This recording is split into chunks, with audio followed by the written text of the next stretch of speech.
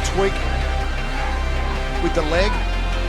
He's in a fair bit of pain down there at the moment, so I'll keep an eye on him. Rehab process started, I started doing weights 2 weeks after surgery. So I was able to come into the gym and do upper body weights, and then leg weights. It was more about getting the movement back. So straight away I was able to start moving within the range of motion of my brace. And then probably, I think it was about 4 weeks when that came off, I was able to start some light leg weights once I got the movement back in it. So I sat down with the physios and the sports science guys, and we had a step-by-step process. You can't really take any shortcuts with it. You have to reach each goal, tick that off, and then move on to the next one. So yeah, it's very process-orientated recovery. I was lucky to have Mitch Brown going through the exact same process as me. So we're able to pretty much reach each goal at the same time, and then we're able to push each other in our recovery, so challenge each other to achieve the goals a bit quicker than what they're after.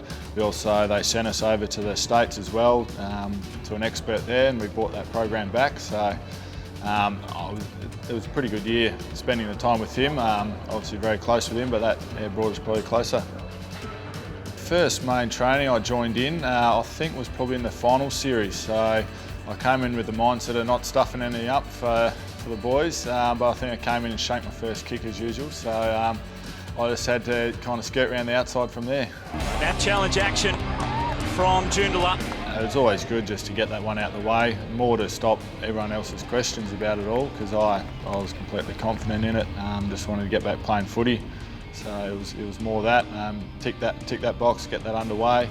Obviously the intensity of NAB Cups, not the same as playing a proper game, but still good to get the run. Eric Mackenzie had his first touch there. Dwayne was a little bit scratchy, dribbling along the ground, but at least that's out of the way now. He can start to settle back into the contest, back into life, out on the AFL field. Running back, Shep needed a couple of ground balls. He'd worded me up about halfway through the first quarter that he hadn't had enough touches below the knees, so I thought I'd just help him out there and just shank one along the ground for him. So the build-up is over, and the bounce about to take place for the West Coast Eagles and Brisbane.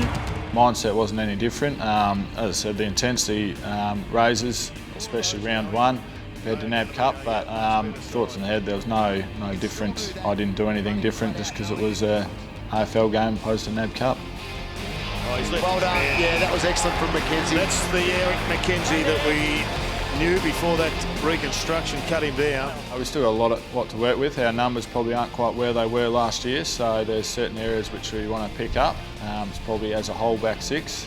And also, yeah, we've got a lot of young guys coming through pushing up for selection. So in the next couple of weeks, I'd imagine Tommy Cole would go close to getting the game. He's been in emergency a few times. You've got Jacko Nelson on the fringe and getting Zave back from injury as well. So spots are tight down there.